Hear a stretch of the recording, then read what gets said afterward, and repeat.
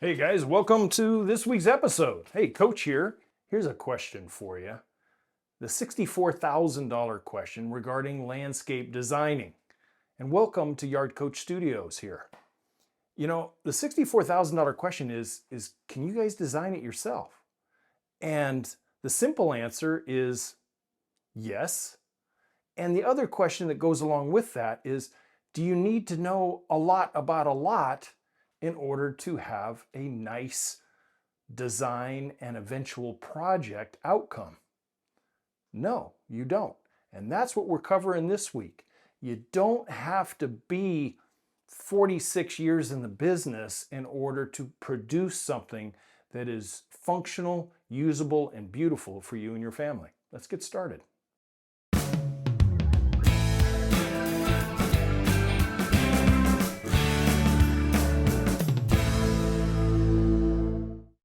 Hey, welcome back. Hey, this particular episode is brought to you by Noevsbig.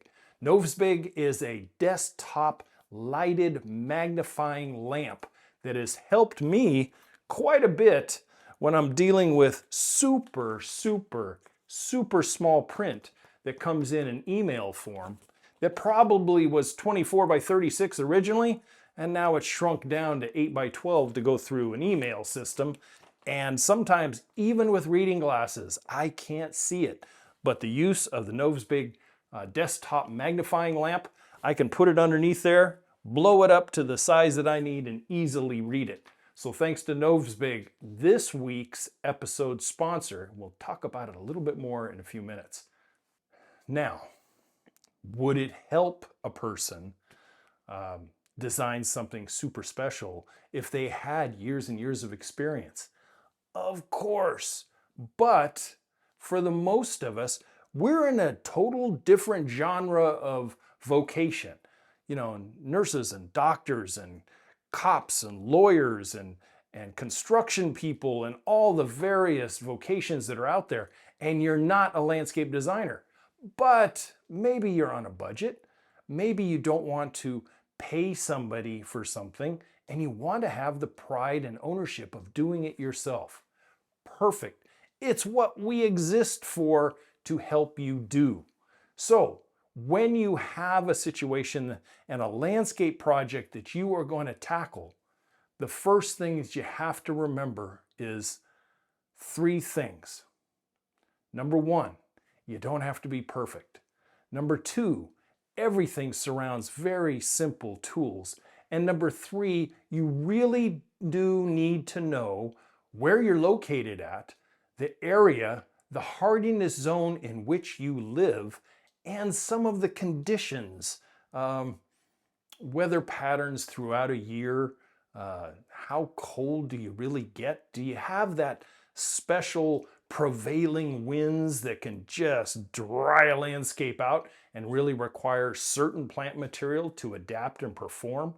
Those are some of the background things that you need to know before you actually start putting pen or pencil to paper.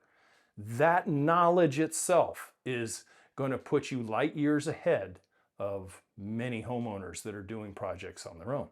The other thing is designing to an architectural digest level is not necessary, and oftentimes blows people's expectations out of the water when you really start to plan and budget for the project. You may have a great artistic talent. You really might. And you might design something that's absolutely beautiful on paper. However, when it comes down to writing checks for those things, is it in your financial wheelhouse? Design for a budget and don't budget for a design is a huge hurdle to get over. It's something that you don't have to pull something out of Google Images and Pinterest and Etsy and other places where people have spent, upwards of hundreds of thousands of dollars or more to create a beautiful garden.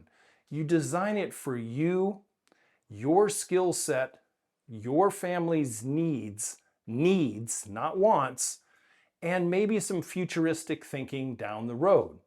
Now, one way to get some really knowledgeable advice and maybe a few legs up on starting the design is to go out there and do some measuring.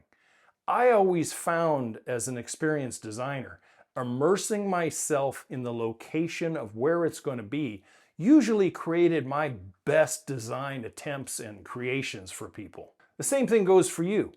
Get out in your backyard at various times of the day. Dawn, 12 noon, 6 p.m., dark. Look, listen, smell, and feel the environment itself. Then, with whoever else is involved in the landscape project, let's talk about the top 5 priorities before you put pen to paper. If you have kids, do you need play areas? If you don't have kids and they're not in the mix, but you got 2 doggos that need a place to play, then you have to start thinking priorities for them. Do you have drainage issues when it rains and the heavens open up? Do you have that windy situation that you need to contend with to have an outdoor living space where you're not, sitting at a 45-degree angle all the time? Some of those things, immersing yourself into the landscape itself, really, really helps when you start putting stuff down on paper. And another thing, and it won't cost you anything, but may give you ton of knowledge, unless you're a horticultural expert, is sketch up your area. Do it to scale, do it accurately, and then take it on down to the local nursery, reputable nursery, and see if they have a designer or someone who's very knowledgeable in landscape design, and show it to them. And say, hey, we're going to do this ourselves. And I would like your advice and your expertise to show me some plants that might work, and show me some ideas that maybe I'm not right and why. And then when you're all done and you walk away with all this digestible knowledge, now you can go back to your dining room table and you can start putting some things in. And it doesn't have to be super fancy with templates and pens, and it can be a simple number 2 Ticonderoga pencil. That's all it has to be. And it doesn't have to be super fancy, as long as it's understandable to all of those involved. That's more than anything. It's that master plan, it's that roadmap that's going to get you a landscape of how you look at it today and how you want it to look down the road. Seeking out someone else's opinion and advice is kind of second nature in our world. When you got something hurting in your mouth, you go to the dentist. You don't try to figure it all out and how you can maybe drill out that cavity and fill it yourself. Well, in this case, you're going to professionals that have immersed themselves in the horticultural world and maybe even the designing world for 40 plus hours a week for years and years and years. So why not glean some of that professional knowledge from them? And then, do me a favor, don't be that person. Patronize that nursery. Develop a first name basis with that professional. And so when you walk in there, a couple, 3 times a year, you go, hey Gladys, how you doing? Hey, how are you? And it's very much a relationship that you've started and you've nurtured, and you're going to glean from it while you write a check or you swipe a card at that mom and pop nursery. Very, very important and very classy way of handling your business. One of the things that I think is really important when you're putting pencil to paper, and that is create 3 renditions. 3 renditions. Now, some people will struggle with just 1 rendition, but oftentimes, once that pencil hits paper and you've got your measurements and everything out, throw it through the copier a couple of times so you have 3 blank slates, so to speak. Communicate with everybody who's involved and bring in that knowledge that you got from maybe local professional.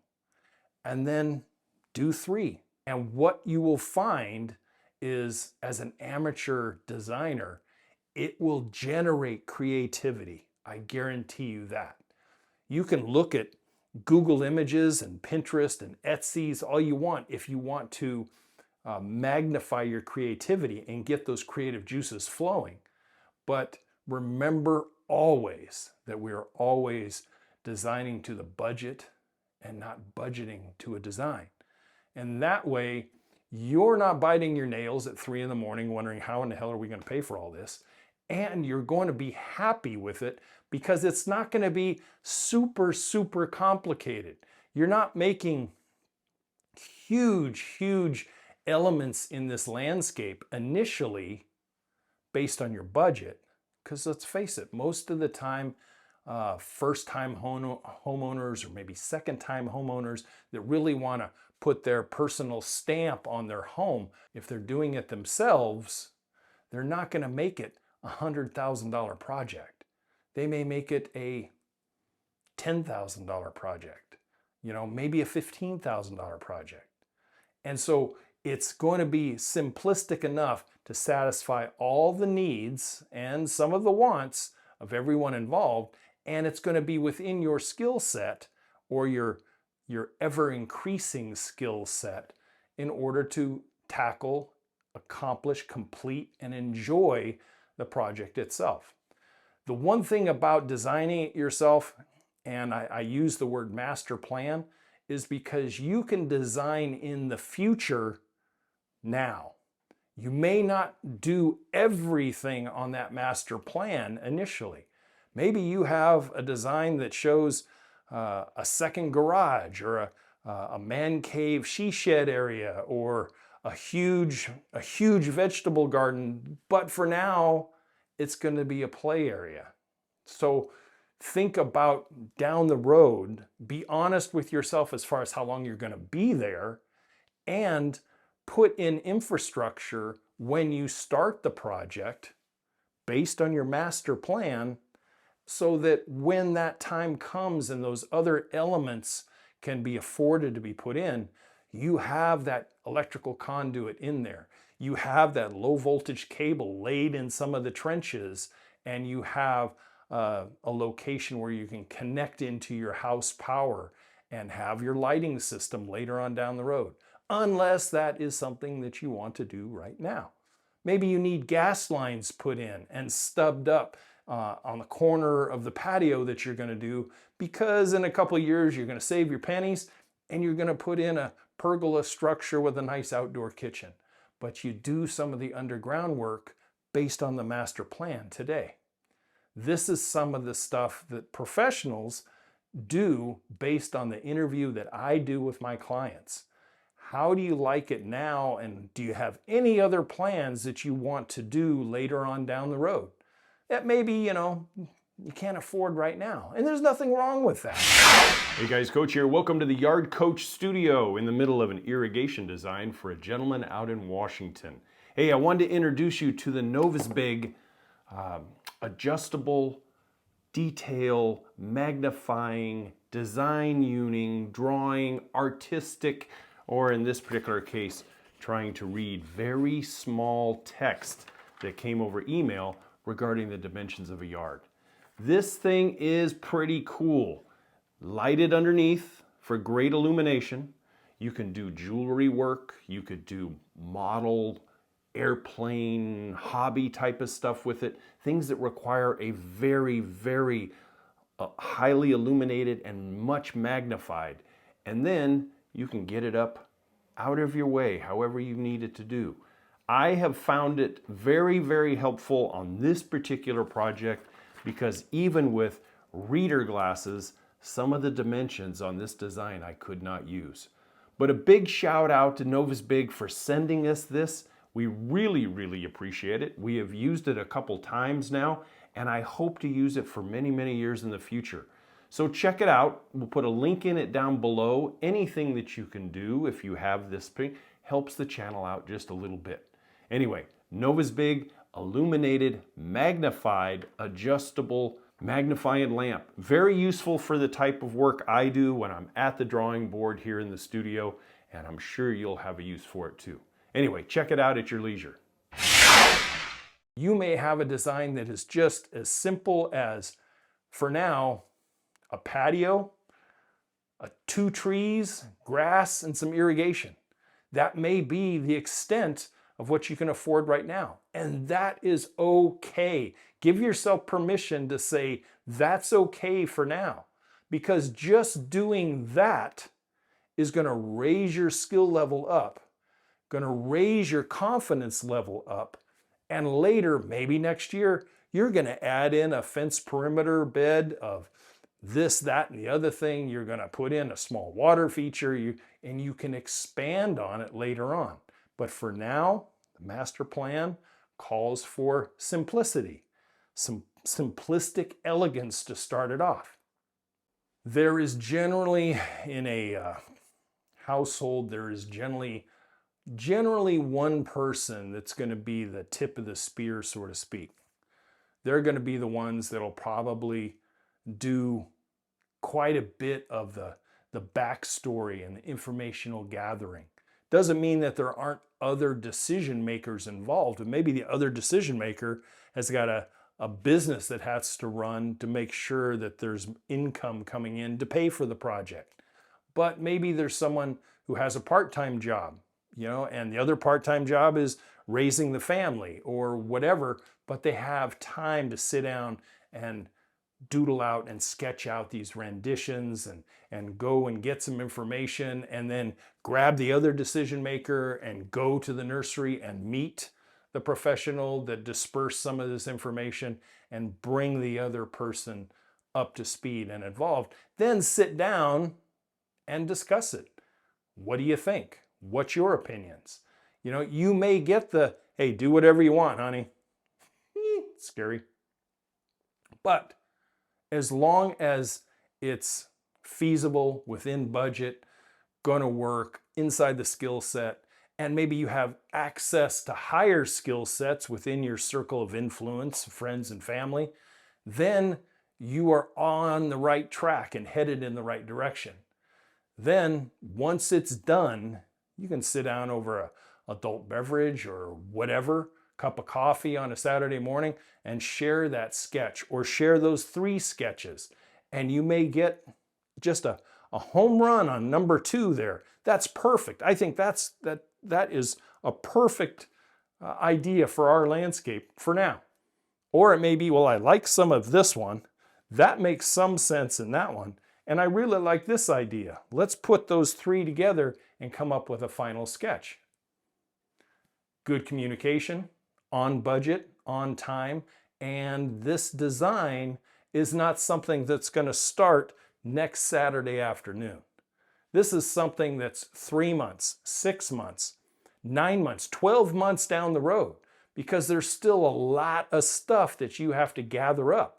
And if part of your master plan involves, I would like to pour a large patio, but I don't know how.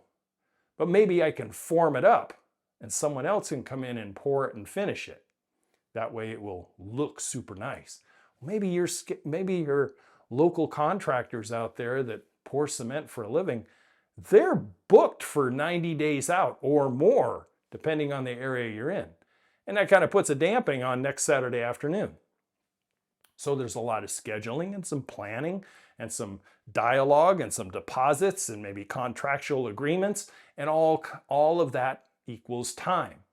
But your roadmap, the roadmap that you're holding, will never change initially. This is your goal. This is the part of it you're going to do right now. And so maybe cement contractor Joe is available in October. And you're going to say, cool, right now we have to demo this and we have to acquire these things. And maybe I'm forming it up. Maybe they're doing the whole thing, whatever it might be. Your master plan roadmap and you being the tip of the spear is going to be ready to launch by the time cement contractor Joe shows up. So don't think that this isn't something that you can't do yourself. It is. It should be fun. You should enjoy the knowledgeable journey that you're going to acquire as you do it. and you should enjoy the journey, albeit some sweat equity, in putting it in yourself. Now, if you cannot design it yourself, you just don't want the responsibility, and you don't have anybody locally because maybe you're in a small community, rural, and you need some help, then I'm available for you. Virtually consulting with you, virtually designing for you, and check out the website, youryardcoach.com. But if that's not your cup of tea, then understand that designing is a simple process. It has to be understandable with a little bit of knowledge locally of where you're at, putting down 3 different ideas and then blending them all together, and you will end up with a project that is usable and functional and beautiful. It may only be those 2 trees, a patio, and lawn for now, but as time goes on, you can evolve it into that master plan that you took a few hours to put together. Thanks for staying with me. If you are, I'd love to have a thumbs up and a like. Hey, share it with someone who may be in the same boat as you. And I'll see you next week. Until then, as always, to your landscape success, bye for now.